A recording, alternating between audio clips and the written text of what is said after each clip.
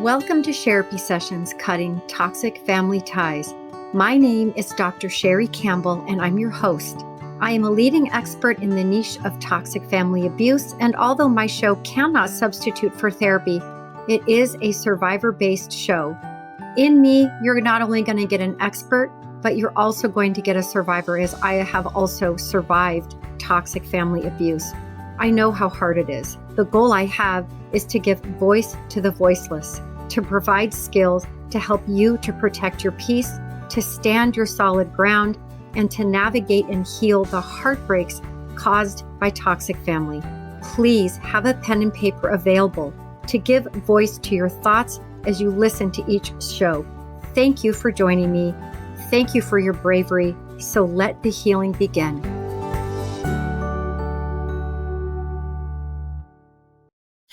Welcome back, everyone, to Therapy Sessions, Cutting Toxic Family Ties. I am here with Jean Collins, and I'm obsessed with her. And I was on her show, and we just had such good girly time, and we just really bonded. So why do I have an interior designer on my show? You might be asking this. Well, she noticed all the art in my room on the other show, and we talked about how I have a healing room in my house. And I just think that there's so much importance to an environment that we live in. And as we're healing and we're creating a new space in our lives, we have to create space to heal. And that's every part of your life. It should be your car. It should be your house, your home, your rooms, whatever it is. It's such a great place to be authentic to yourself and reparent and re-cozy and get the stuff from your adulthood you didn't get in childhood. But before we jump into all that, tell us about you. Tell us everything that you're doing, everything that's upcoming, what your book is called. It'll all be in the show notes, but tell us everything. Well, Sherry, I am so excited to talk to you again because you were right. We so connected, and the artwork, I made you stop when I did my recording and move the camera around to show me the artwork in your room because I was just so in awe of it and the colors. Okay. So a little bit about me. All right. So I love to say that I'm 54 because I think that's also kind of important. We don't talk about age very often, but I think it's important to state your age because I've done a lot up until becoming 54. And it took me until I was 53. It took me until I was about 53 to feel like I was finally at peace. I finally had peace with myself. I finally had peace with my life. I finally felt like I had balance. And it took a really long time to get there. Not until 53, but better late than never, right? And so a little bit about me, right? So I spent 22 years in corporate America as an advertising sales executive and worked for a public company and ran an advertising team. And I defined myself by two things. I was a single mom and I was a vice president of sales. And that was about it. That was all the bandwidth I had. That was all the time I had. I had been a single mom since I was 6 months pregnant. So yes, got divorced at 6 months pregnant and left toxic relationship because decided that was just what was best. So I got fired from that job in January of 2020, which I also say very proudly because it's not something one should feel shame over. It happens. It's all about what you do next. And so I got fired from that job January 2020, right before I turned 50 and right before the COVID lockdown. And it was the smack in the face of who am I? Wow. Am I happy? Do I even like myself? Do I even like myself? Do I like the person I am being? Because I felt like I was a good person, but am I really at peace? Am I happy? Am I motivated? Am I inspired? Am I living my best life? And I very quickly realized a resounding no way. This can't be it. Life has to get better than this. So I decided I was going to leave corporate America. And the one passion and interest I did have was in interior design. So I decided I was going to become an interior designer. I had no degree. I had no idea how to become an entrepreneur. Wow. Had no idea what I was doing. But sometimes, what you don't know is a blessing for you. And so I decided I was going to start my own company. I was going to become an interior designer. It was COVID. I was going to go back to school. I was going to do it all online. I was going to get a certificate and I was going to start an interior design firm. And I did. And, poured my heart and soul into it and have been very successful. And, I can claim I'm an award-winning interior designer and all of that is great. Yeah. But during that process, I always kind of thought in the back of my mind, I might like to write a book. and I have an undergraduate degree in communications. And I thought I might want to write a book someday, but I would like it to be a coffee table book with my beautiful pictures. Who wouldn't as a designer? But I wanted my readers to be able to learn something. And I hadn't figured out what that was yet. But since I knew I would maybe want to write in the future, I followed and subscribed to a lot of different people who were writers, authors, and in that business. And I got an email one day from a company that was having a free seminar on how to become an author and how to become a writer. And I opened it and I read it and then I closed it. And then a few days later, I got it again. And this isn't an email address. We all have those that we use to sign up for, every sort of subscription, where I get hundreds of emails in this box every single day. But I do scan through it, and it made me pause when I saw it the second time. And I thought, And so I opened it and I looked at my calendar, and I was free during the hour and a half of this Zoom. And I just thought, there's a reason why I'm pausing. The universe is trying to tell me something here. And I decided, okay, let's just join the seminar. It's free. Why not? You have nothing to lose. So I joined the seminar. And after an hour and a half, I had an entire book all outlined. And the book was about my life. And the purpose of that was, everyone says your stories are motivating, you're interesting, you take risks, you do things that other people don't do. And so I was like, if I can empower one woman to make a change in her life because of my story, then writing this book would be worth it. So I decided to write my memoir. And in doing so, I committed that I was going to write every day for an hour, which I did from 5 to 6. And a year later, I had a book that I self-published called 2 Feet In: Lessons from an All-In Life. And it really covers a lot of the things that you talk about. And so I had to decide when I wrote this book, was I willing to be open and vulnerable about my past and about my relationship with my mother and how I was raised, and step up and talk about my 2 divorces. And I decided I had to, and how I felt being a female executive and a single parent, and what that felt like to be in the boys' club. And I decided that I had to, because that being vulnerable is where the real growth and the lessons come for people. And it's how you can move forward. And so writing the book was also very therapeutic, because I was able to get out there how I felt about my mother and the relationship I had with her and the impact that had on me, and how I felt when I had to make the decision to get divorced when I was 6 months pregnant. And so there's a lot in my book which I have found is really helpful and therapeutic. And my book, ironically, is built, the narrative of my book is about my life, a memoir, but it's built as if you build a house. And so it's built into 4 sections. You have your foundation, you have your framing, you have your finished work, and then you have your design. And the beauty of that is that book writing path, and this is such a long story, I'm about to get to the end. The book writing path led me to realize that I have a lot to say, and I think I can really help people with the lessons and the things that I've learned and the choices that I've made. And I've spent a lot of time on inner work and inner self, and who am I, and what do I want my life to look like, and being able to inspire other people to do a little bit of that work too. So I decided I was going to rebrand and expand my interior design business into a lifestyle brand. And it's the House of Germar, which is all about wellness starts within, and it starts within yourself and within your home. And it takes a lot into account of thinking about your environment and how your home environment contributes to your overall inner peace and inner wellness. And so I combine my 2 passions. I'm super passionate about personal wellness and doing the work and meditating and having, spending the time working on you and working through your stuff, and getting to the other side of working through your stuff and evolving and growing. And so it combines my passions. And then as part of launching a larger brand, I decided to start a podcast also. So the House of Germar is a brand also as a podcast where I talk about wellness starts within, and you were a guest, and it was amazing, and it was so fun. And I feel really fortunate, honestly. I am really blessed that I get to have a career where I get to connect with other people, many of them women, the majority women, to be honest. And we get to help each other on our journeys and share our stories and motivate each other. We all have fascinating stories. And I think there are so many women who are doing incredible things every day in a small environment. And I feel really fortunate to get to share their stories, because you just never know whose life you can impact with your knowledge and your journey. And like I said in the beginning, when I wrote my book, if I could help one woman make a choice to make her life better, then that in turn will make her life better. And that I know will pay it forward, because she will want to help others to live a better life and to feel better and to really be all in and be here while we're here. And so that's what I do.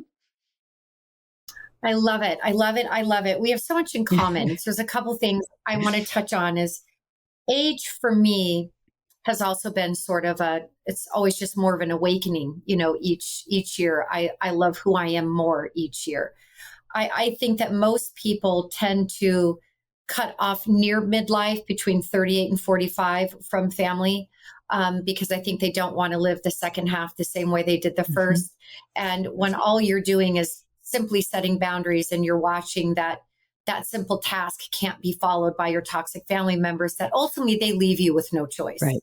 right? Whether you're fully estranged or you have very limited contact, that stuff tends to happen in midlife. And it happens before midlife. You tend to feel much better about it in midlife. I think there's something really transformational about the second half of life. I think you either totally have a crisis where your life falls apart. Mine did, Yep. But mine fell apart more around 45. But everything became super clear. Yeah. And I think that when things are clear, that, the getting clear is the hard part. And when it's clear, it's usually painful. Usually crash land into a hard space. In my book, my new book, I just finished. Congrats. I just birthed Congrats. her. It's also in a house sort of setting.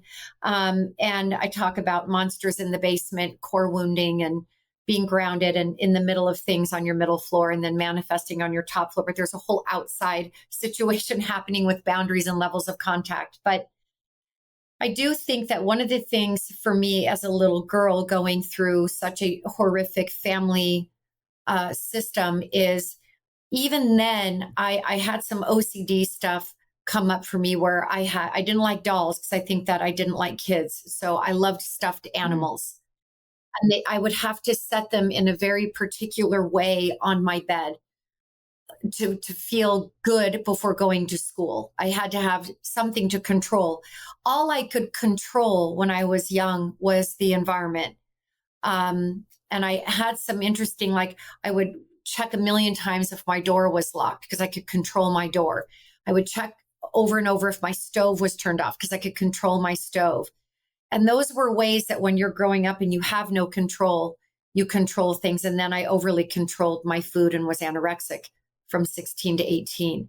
So I think that as I've grown, my room in my house was my sanctuary. Right. Yes. The life outside that door was not where I ever wanted to be. So I would make forts in my room, and I had a canopy bed because image wise everything looked pretty good from the outside, but inside that home, the only place I was ever safe was in my room. And I spent a significant time in my room prior to the teenage years, where, teenagers just are in their rooms. But I always needed my space to be a certain way. And it was always extremely transformational for me. And my house and my office are full of color because I lived in such a black, dark, gray, bruised, blue, gray, black space. And I need and love pops of color everywhere because it makes me happy. It makes me realize that there is life around me. I need lots of yellow. And as you can tell, yellow. Lots and of I red. love yellow. So many people don't like yellow. I love that you love yellow. I love yellow. It's the color of wisdom and it's also the color of happiness. And so I love those. I love color psychology. Yes. I love numerology. I love anything that can give me a clue into what's going on in my life. And so I think that the importance of environment is huge. I mean, I have my areas of clutter, and I think that that's human and all of those things. And there's something about the clutter that I don't hate. They're just areas. Right. It's not everywhere. And No, no, no. And it's confined and it's an organized sort of cluttery place for me. I know what's there. I don't have time for it right now. Also a single mom, also Right. divorced Right. twice. Yes. You know it. We get it. So we get it. And I think too, having pride in your story and your mistakes, I would never go back and undo either of those marriages. Um, or any relationship I had in between. I've been with someone now for almost 9 years, but my child comes first and I want his kids to come first. And we're raising kids in two different places. There's no Right. point. Right. I'm in no rush. I already have two Right. trophies on that wall. Right. I'm good. It's amazing how your So, mindset changes and your relationship then changes because it's not the same as when you're younger and the goal is to get married and have kids and you're following this goal that is not as necessarily the right goal at the time, and who you choose isn't necessarily the right person for you for the long term, for your growth and for you to be who you're supposed to be and for you to get to being your best self. And so it's cool to hear you talk about that's right. how the goal has changed. And I bet your relationship is so much deeper and has so much more meaning and almost feels more real because you've removed some of that conflicting goals that we have that are driven Yes. by age, quite honestly, for women, unfortunately. Yes, definitely. Because there's no pressure. Yeah. But I will say that there are still aspects of my family that I replicate. Uh, Okay. And I think that we will never not have yeah. that. Right. So it's looking at it differently because that part that I'm replicating in the relationship now um, is something he and I work on. Yeah. Right. So it can be open and it can be out there. And he's learning and I'm learning.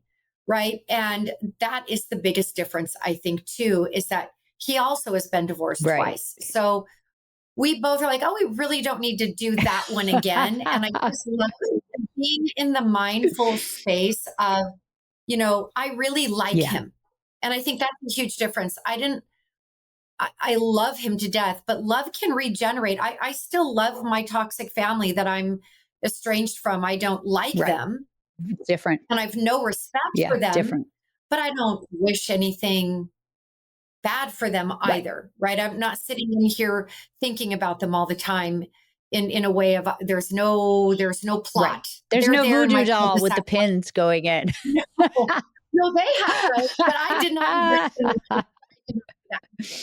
Yeah, I've learned that just from a higher perspective, they've always been far more committed to me in retaliation or hate than they were ever committed to me in love. Because simple boundaries could have kept them in my life. I set those to do that, and they Right. couldn't. Right. So transforming our environment, I think, is such a healing thing to do for ourselves because I see it as a form of reparenting.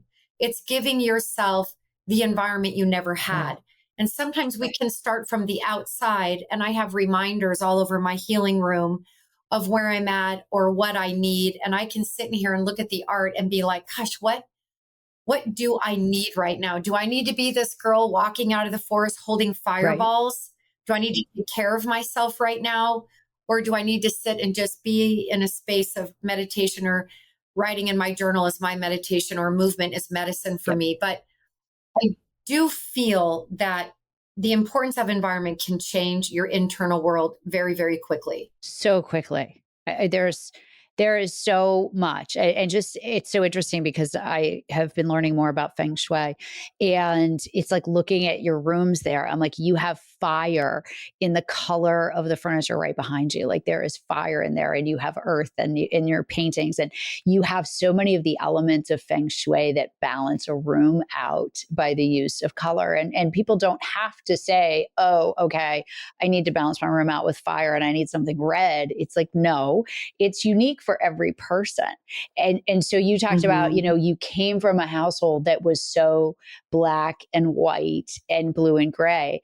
And I have to laugh because my office that I'm sitting in, that you can see behind me, is white, black, and gray. It's also very masculine. And so there's something to me as I designed this office that the masculinity of this office gave me a lot of power. But you'll also see, if you can see if I move, there is a bright red painting. There's a bright red painting Oh, there yes. on the right that a friend of mine painted for me. And it's like, that's bringing the fire in. And I have pops of red throughout my office as the color and as the fire that lights what's here. And so it's so interesting because for me, for this office space, this is what works for me. But I've also designed offices for people that are so bright and have so much color. And so it's all about what resonates with the person for their environment. And I'll use another example, my bedroom. Mm-hmm. So I decided a few years ago I was going to redo my bedroom. And right now I have 3 dogs. I had 2 dogs at the time. I had my child. And I was like, I'm an interior designer and this is embarrassing. The rug in my bedroom has been chewed on by my puppies and has duct tape on it so they don't keep chewing it. And I am an interior designer. This is so embarrassing. And my bed is covered with a used old sheet with holes in it that is yellow, but to cover cover up my bed so the dogs can sleep in bed with me. And I got to this point that I was like, what am I doing? Because this environment isn't nurturing me. And I need to figure out what will nurture me. And so the dogs left the bedroom, as hard as that was, and they now sleep downstairs in the kitchen. And I went and I bought the most plush white rug I could find. And it was a splurge item, but I just kept going back to it. And I was like, I just love this. And there's something about this white rug when I step out of bed and my feet hit this white rug that is so grounding and so calm for me.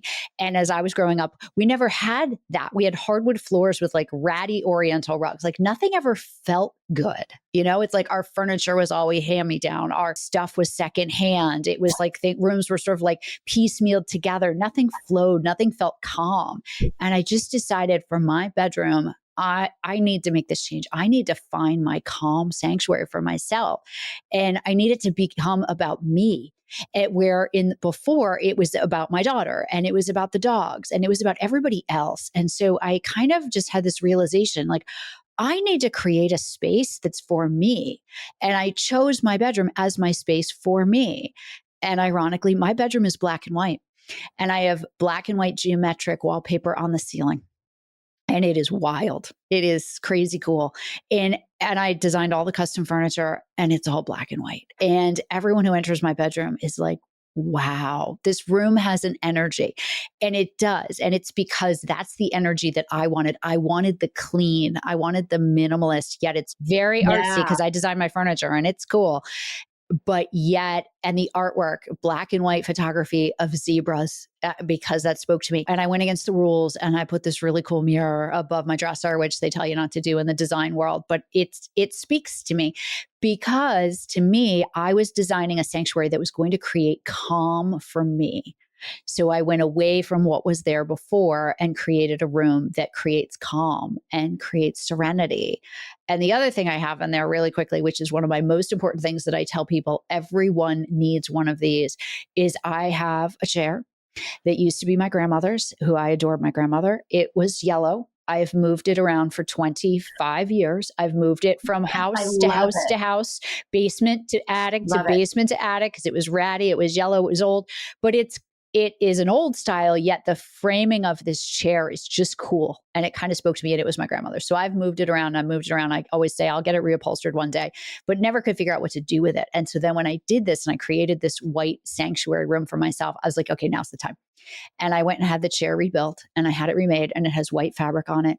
And I created a reading corner for myself and with a reading lamp. Aww. And then the artwork that's on the wall behind me is from my other grandmother. And I had it reframed and it's a pencil drawing of a woman of just her head.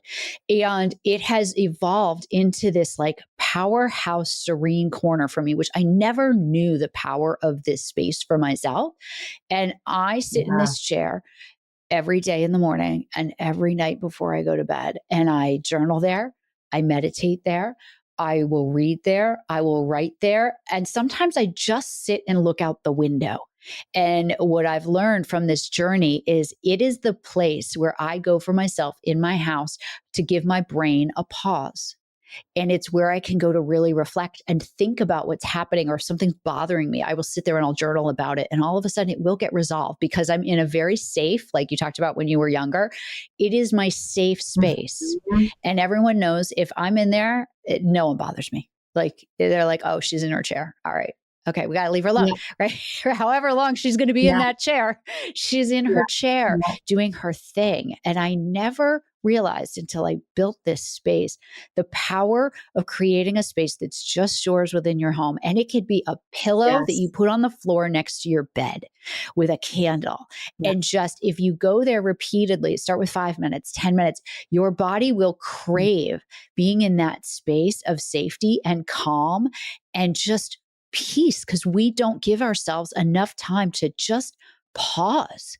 Just pause and listen to what Mhm. your body is saying to you. Listen to what's going on in your environment.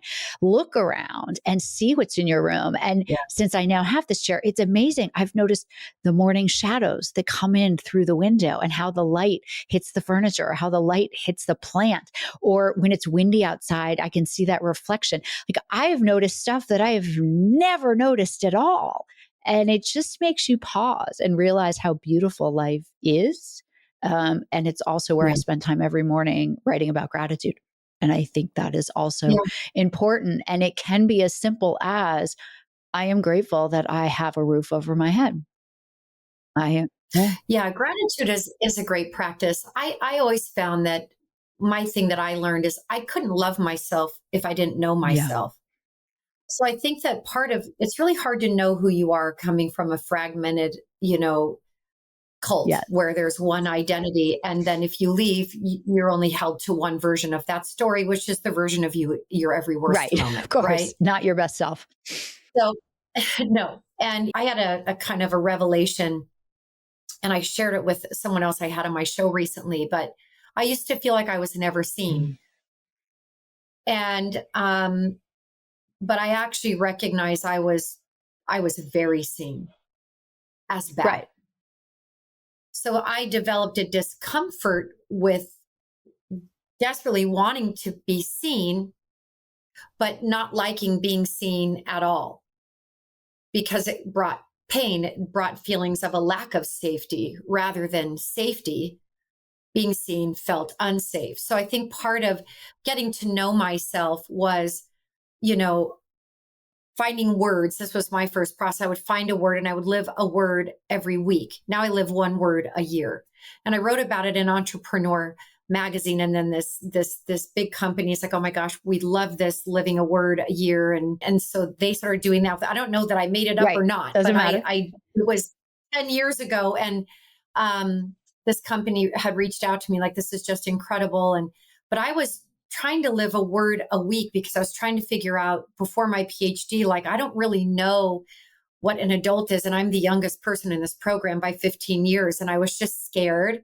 And so I started living like discernment and or responsible, or, all these different words. And then the next part of that was like, well, who am I as a style? Right. Like who am I with clothes? I don't want to dress like her or her or her. So I went to a mall. I found my scent, my makeup, and my There you style. go. And this was all actually at 27, which is predating 28 to 32, which is your first life crisis. Right. So I'd moved from where I grew up into a new state, and now I was just about to start a PhD, and my whole identity was changing, right? So I was really mature in some ways and also very unknown to myself and others. And so 28 to 32, 28 to 35 was some tough years of getting to know myself. I got married the wrong person, had my beautiful daughter, then married another wrong person. That was cute. And then by I'm like, 38, I'm it like, sounds well, so familiar. This is like, oh, I'm those like, same years. I have that in those same I things. have worked it out as well as I can. I don't want 0 for 3 on marriage. So I'm just going to pause. I'm not going to date for a while. I'm going to try to not continue to repeat the generational Right. trauma. But I still didn't really love myself. I didn't know myself still because I was still repeating these patterns. And so I knew my style. I knew those things. I got my PhD, had my baby. But as I got away from the world of relationships and men, which I love men. I love men. I don't want to leave them out of any conversation. I think we don't talk to them enough. I think we talk about them a lot. I don't think we really talk to them enough. They've been left behind in many ways in the women's movement. And there are so many amazing men in my following. So I always want to acknowledge them because we hear you, we see you, we love you. Your stories are our stories. And that more of you are using your voices is so beautiful. I have a lot of red because I'm an Aries. Aries is fire. Yep. Aries is also for me a very masculine color. It's the color also of protection. And I feel like I need all of that, right? And I have yellow. I have touches of childhood. Like I found this little thing in my office that I love because I love butterflies. And it's a little I've seen that. I love it. child blowing a kiss. I've seen it. And then I have a lot of feminine energy statues around and this beautiful picture in front of me. But I think that when we can redecorate our life anytime that we like, I find that like with your room, we go through different phases and that decorating is completely unique. Like one of the pillars of my authentic code, I do this authentic code work, but one of them is clarity and clean. Yeah. Like I need a clean space. I need a clean emotional space. The communication's got to be clear. So clarity is one of my 4 pillars. If I were a table, clarity is one of those. And black and white is very clear in a healthy way, as much as what I grew up in was love or hate. Right. Too stark. Right. Too stark. Yeah. There's no and, because you can love someone and not like them. But in a toxic family, you're loved or you're excommunicated and hated. Right. But I think, though, that decorating is feminine. And so for the men that are listening, because I have a lot of men that are pretty styly dudes, you know, so I love how I have this one client and he's an attorney and he's always so cozy.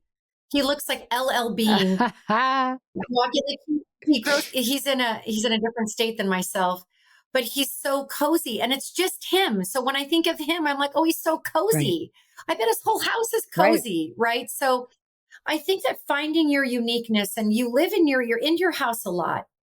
And this is my dedicated space. Like this is a love sack. Right. So it's for me, it's a womb. Which is great. Yep. Right. I want to go sit in the womb, write in my journal. I have a window right here. It's safe and it gives you a hug. You want your spaces to hug you, not fight with you. You want them to hug you. That's right. We had enough fighting growing up. And I feel like I want my house to bring me peace, not problems. Right. You do. Well, and it's interesting because you're red. So it's funny how you talk about your red and all the positive emotions that your red gives you. That same red in a toxic household is angry and induces anger. And so people always talk, like, I'll give a perfect example. Red in a dining room.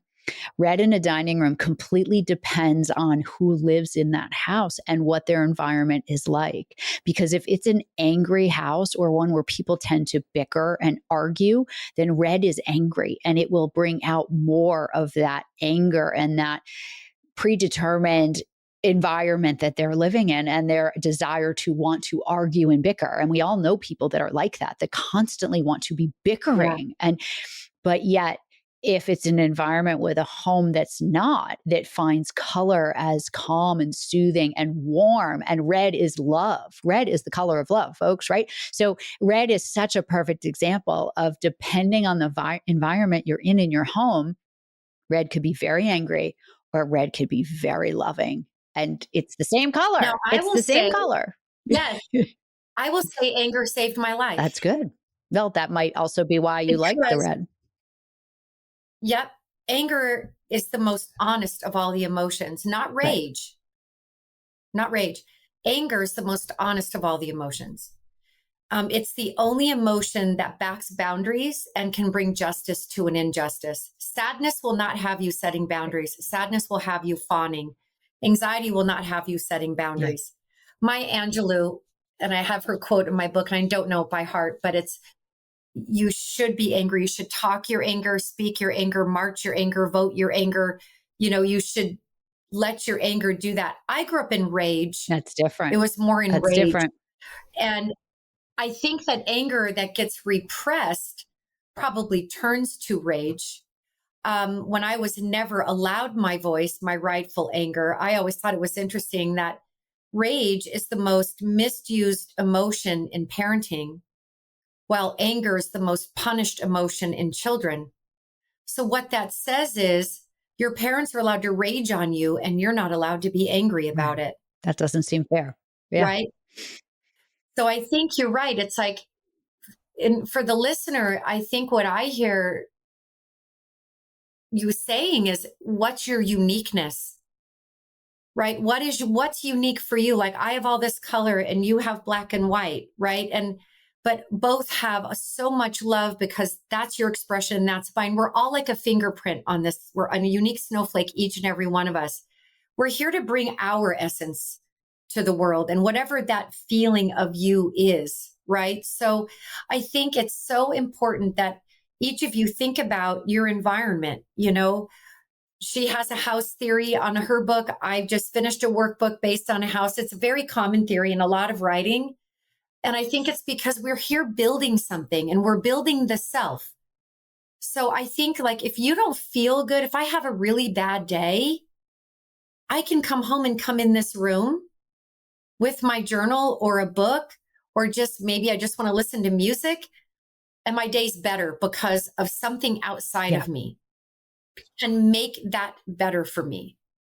And I think having you on this show, it's like, I was so excited because I feel like there are so many ways to heal. And I don't think people necessarily think about interior design as like a healing place or a healing, maybe they have ideas, but they're like, well, I don't know how to put anything together or match, mix prints or do whatever. If that's not natural to you, but you spend so much time at home, you pay for this home, you live in this home, you're raising children in this home. Every home I've ever had, I've touched the walls when I've left. And I've just said, thank you. Thank you. Yeah, me too. For being a container for this phase of my growth and my life. And you kept me safe and you kept me creative and hopeful. Right. So I feel like gratitude, as you talked about, is really important. But to thank your space, I sage about once every 6 months. Tell people about saging. Saging is so great. So there's a couple of things so not only saging, I do a couple of things frequently. So saging is really how you're clearing the energy in your house, right? You're opening all the windows, you're saying some prayers, you're walking around with your sage that's burning, creating a scent into your house. And there's many purposes in sage. Part of it is just the ritual of going through the act of wanting to clear the air and clear the space. And then you have the scent of clearing the space and the ritual of walking around, and also what you're focusing on with your intentions of clearing the space and what you're looking to attract and bring in, because everything in life has energy. Everything, this microphone, my glasses, everything has energy to it. And so you want in your home, you want your energy to flow freely. That's what Feng Shui is all about, right? You want your energy to freely flow so that it can be giving back to you, not taking from you from an energy perspective. So I love saging. The other thing I love, which a lot of people don't think about, I get a dumpster at least once, if not twice a year. And it might be more than I need. I might not need a dumpster to clear out, but getting a dumpster and putting it in my driveway symbolizes to me it's time to clear out. And what that clearing will be, I don't always know. And, sometimes I'll just get the smallest dumpster. And even if I only fill it halfway, it doesn't matter. It gives me the opportunity to really sit down, look at my spaces, look at my stuff, look at the things. What can you sell? Sometimes I sell more than I put in the dumpster. And that's okay, though. That's great. Or I give it away. And that's okay. It's the process of clearing out. And you talk about the clutter. It's the process of doing that. And so by putting a dumpster in my driveway, it forces me to look at my home, look at my environment, and also say, what doesn't suit me anymore? And that process of what doesn't suit me anymore you should do for everything, not just your stuff. But if you get used to doing it with your stuff, it then becomes easier to do it when you get to things like people and relationships, Yes. because then you're more comfortable with the purge and the emotion that happens with the purge. And it's like when you look around your house, you might have stuff that you've had from your first marriage. And you're like, oh, but that was a gift at our wedding from, this aunt that's no longer alive. Okay, that's nice. It has sentimental meaning. Does it give you anything? And the process of people having to really think about their stuff and the meaning of their stuff and what does it give to you? Are you just keeping it because Aunt so-and-so died and you now have it? Or when you really think about it, does that remind you of your ex-husband more than it does the aunt who died? Maybe it should go. And then you practice this purging. And then when you get to your relationships, you really need to evaluate. And I do it, and I take stock every 6 months. I write down every 6 months, who are all the new people who have come into my life? And I do it for the purpose of showing and reminding myself on a piece of paper that I have brought all these amazing people into my life and their roles now in my life today, and that I didn't know them 6 months ago. And I keep it in a separate journal, and then I can go back and read it and go back and read it and be like, wow, okay, I made that decision in my life, however many years ago, 2 years ago, to make a change. And look at all the people that I've brought in since then. And you don't think about that. And when you think about the people that you bring in, that also means that you let people out. And that's okay. That purge is good. It's Yeah. I healthy. call that shedding. It's so healthy. It's so It's so healthy. And healthy. I do it in the sense of, I say to myself and to that relationship, I say, just like you talked about the gratitude in your house on the walls, I am so grateful that that person gave me what they gave me at that point in time in my life, and I needed them. But that doesn't serve me for now and my future. And that's okay. And that's okay. Yeah. I think letting go is a far greater act of courage than holding on and clutching to anything is. I also know when you have really deep abandonment wounds, that it can be very hard to let Yeah. go, because that feeling of being isolated or ostracized and alone as a child was so painful. But once I realized that I could actually get my family out, that I could actually do it and be happy, and that was a long Yeah. process. But the fact that I realized that I could do it, I did start to feel like, wow, if I could do that, then I can do It's anything. true. It's I true. can do Yeah. anything, because this isn't a choice anyone wants to make, to go lop off parental limbs for sport. Right. Yeah. We don't set out People saying, actually look I'm so excited to not speak to no, my parents anymore. Wow. no, I'm proud of that one. yeah, like we get judged at the result, but I promise all of you listeners, the conflict in a family doesn't start at the estrangement. I mean, that's not where it starts. But I think that shedding or purging, whatever you want to look at, is every 6 months I go through and I'm purging my closets all the time. And I purge like I'll have a clutter pile, it'll build up, and then I'm like, okay, time to Mhm. purge. Cause to me, that looks like the garbage can in Right. your, it's just on my counter in my Yep. kitchen, where I'm like, okay, got to purge that. I feel blessed that maybe in some way, never having anything solid to really hold on to as a kid, instead of developing the opposite thing where now I hold on too much, I'm pretty good at letting Right. go. And I treat a patient who does really collect things and it's destroyed their home.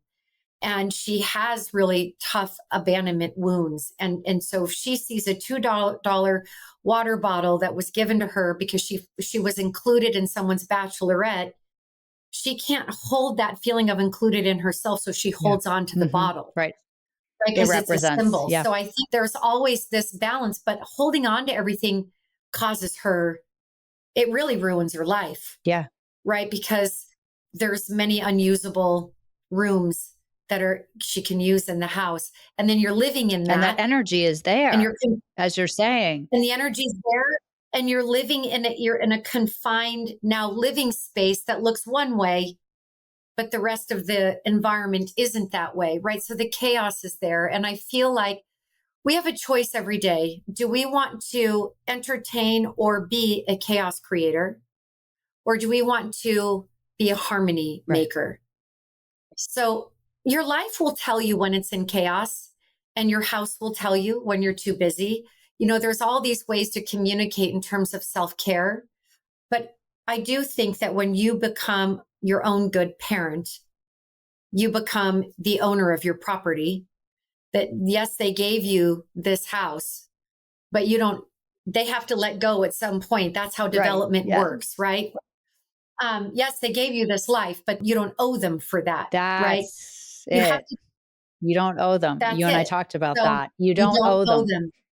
Just because they're your No, parents or your family, you don't owe them. no. And when family's toxic, they work in ownership and debt and owing and guilt Right. and all the Of course. things. So part of becoming free, does take finances. It does take responsibility, and it does take all these things. And responsibility for me is a really inspiring word. It's not a word that makes me feel anything negative, because I associate and know that responsibility is synonymous with mental health. Right. So I think that when we're shedding and we're getting rid of things, it's because it will elevate us to the next space in our life. And then, two, I think it all transfers. Like if you take really good care of your house, you will likely start thinking about this house that you Of live in. course. Right. Yes. I learned something, and this will not apply to the men today, but actually it can, because if you're married, this will apply. I learned that in perimenopause, the part of our brain that needs billions of neurons for us to have our cycles every month and also to have babies leans out, because we're no longer reproductive. Right. So I'm in that Yep. space in perimenopause, and my body is absolutely changing, and I'm feeling things I've never felt. I wake up and feel like, did someone walk on me with cleats all night? And when did I invite them Right. over? Because Right. What did I I do don't in my remember sleep? What was I doing? this house. Yes, I'm researching, and I'm doing a lot of stuff, and magnesium, ladies, Yep. glycinate, thionate, and malate or something. They're saving my life and my bones and all the things. But I thought it was interesting that part of my brain where I'm all about everybody else is leaning out, and that I have built my entire life on being there for other people.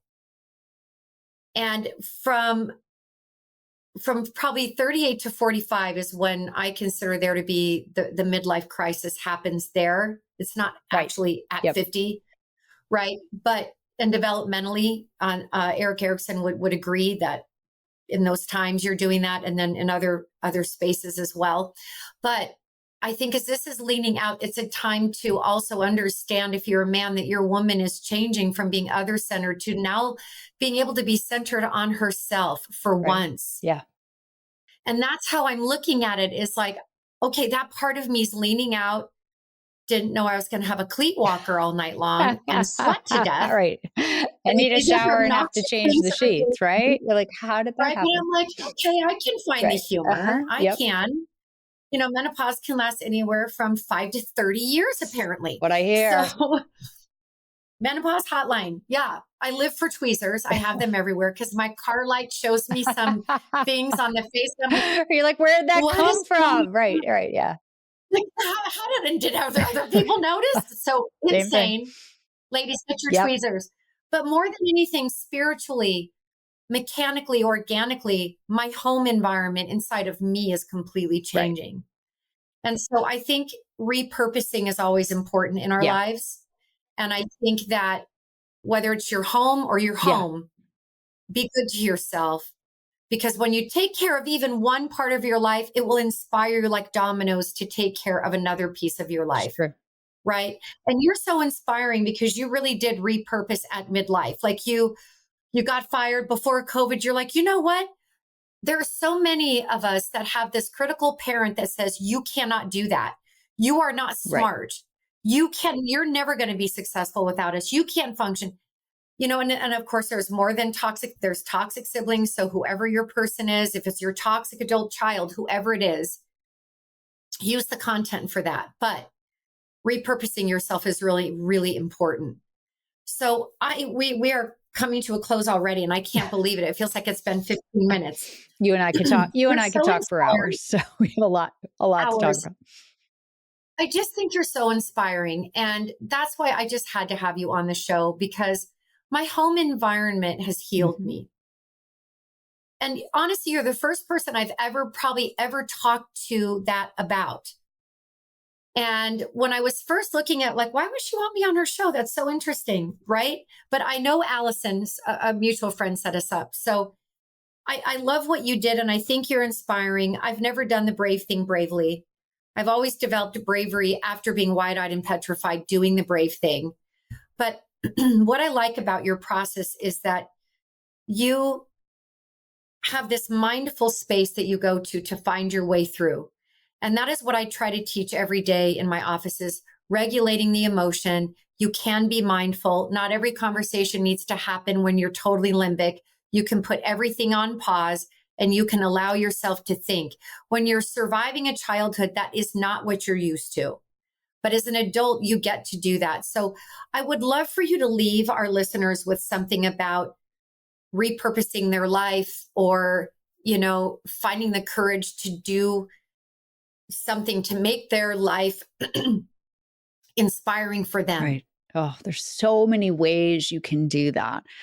All right, let's start with the simple. So the simple thing that I tell people all the time, and whether you're hiring me to be an interior designer, you're hiring me to be a coach for you, the first thing I focus on is really taking a pause and starting to listen to your life. And it's really about paying attention to the things in your life, the physical things, the emotional things, the people, the career, really pausing to listen to what your body is telling you about those things. And that could be what your mind is telling you, what your heart is telling you, what your blood pressure is telling you, and really pay attention to that. And that, because change is so overwhelming and so daunting. And so teaching people to look within for the guidance and look within to quiet the mind. And how does the body, what is your intuition? What does your gut say about these things? And once you can teach yourself to really look and listen inward, it makes taking change and reclaiming and taking steps to change things that much more empowering and easier, because you're like, you know what? I don't know what I know, and I don't know the how. We also focus a lot on, like, okay, I know I want a new job, but I am paralyzed by the movement because I don't know how to get there. Or I know I don't want my mother in my life, but I am paralyzed by the process of how do I go about removing my mother from my life. And we're so paralyzed by the process. And if we just take a step back and start to listen to our bodies and listen within, your body will tell you. The how will unfold, whether it's that you read something in a book and you're like, oh, all of a sudden that clicks now. Or you listen to a podcast like yours. You're like, oh, I'm not Mhm, the only one who has that experience. Oh, wow. She mhm, separated from her family and has this incredible outlook about it. Oh, wow. Maybe I could do that too. Huh. Interesting. Or you go get a cup of coffee in line and you decide, you know what, I'm going to pay for the person behind me because I just feel like doing mhm. something nice today. And then you never know, that person behind you might be the person that hires you for your next great job. You never know. So I wouldn't focus on the how. And then when it comes to Mm. your spaces, let me just talk about reclaiming your spaces for one quick second. One of my favorite things to do is to refinish furniture, to reupholster and refinish furniture, because sometimes people struggle with getting rid of the old as if they feel like they're throwing out the old. And it's not about throwing out your childhood or throwing out the old or discrediting it. That's part of you. It's part of your journey. It's part of how you got to where you are. So how do you turn it around to make it be a positive? And one thing I absolutely love to do, like the chair that I talked about that's in my bedroom, and I have multiple things like this, I go and I refinish the old, and it's putting a new face on it for what's right and appropriate for me now, but it's keeping the history and it's acknowledging the history as a positive of something of value to me. And so you're Mhm. reclaiming that space for you. And you can do the same thing in your home if you get divorced and you live in the house and you feel like it has all the energy of your ex-spouse. Well, reclaim that space, make a statement, reclaim it, sage it, and at a bare minimum, paint the walls a different color. at a bare minimum. That is like the easiest non-committal point of entry for someone. Put paint on it. And you can do that on a vanity. You can do it on a piece of wood furniture. You can do it on the walls. You can do it on so many things. Put some paint on it and give it some new life. And by taking care of it, you're like, oh, wow, I'm starting to take care of me. Okay, I'm starting. It's a process. It's a step. And then you build, and then you build, and then you build. I love it. I love it. It's so perfect. I always say we're never going backward. We're going inward. Right. So unless we lobotomize ourselves, our pain's going to be with us. And we really shouldn't want to. You know, according to my new book, I think I have top floor moments or phases, but I spend most of my time between my middle ground and basement, because that is still where the self-awareness comes from. And each time that I crash into my basement, because you can crash from my top floor into the basement, it's not hard. We can get like, no, Right. why do you keep going down? You're not going backward or down. You're going inward. It's just another opportunity to increase your self-awareness. And the step-by-step process, I do think we rush as survivors because I think we're just fear-based rather than faith-based. And I think that what I hear you saying is slow down. Don't worry about the how.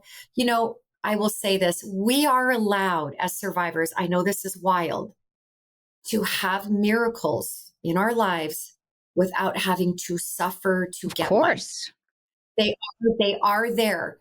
You know, when you grow up having to earn or suffer to exist, you know, I think that this world can be a scary place. But if you look at Jean and you look at me and you look that we both have survived toxic family, we're both in an estranged space, but we have, as Jean would say, we've reclaimed our rightful place in this universe. You have a body, you're meant to be here, and you're meant to have an influence on other people. And that is why I bring people like Jean onto my show, because I just found you so inspirational. I love what you do. I hope everybody wants you to be their interior designer from my following, because I can only imagine the magic that you can create. You have two women with two very opposite sort of styles in terms of maybe decorating, but we are so similar internally. And it sitting down and expressing why we did this or why we did that, just as the uniqueness of all of us. You're now out of a cult system and you can be as unique as you want. And so I just appreciate you, Jean. And I think your step-by-step process was so perfect. And I can't wait to see you on that TEDx stage. I cannot wait to see you doing your thing. And we're going to have your book in the show notes and any other thing about you that are in there. And I hope that more people follow your show and all the things. I do think you're super inspiring and I'm so proud to know you. Thank you for coming on Therapy Sessions, and just another one for all of my listeners to help grow you, inspire you, give you hope. You are loved, you are seen, you are real, you are validated here. And until next time, be well and take care of you. Well, Bravehearts, that concludes our amazing therapy session for the day. Please sign up on my email list at drsherrycampbell.com so that you can be in touch with me and see what's going on in terms of what I'm offering soon, what books are coming out, etc. Talk to you in a couple of weeks.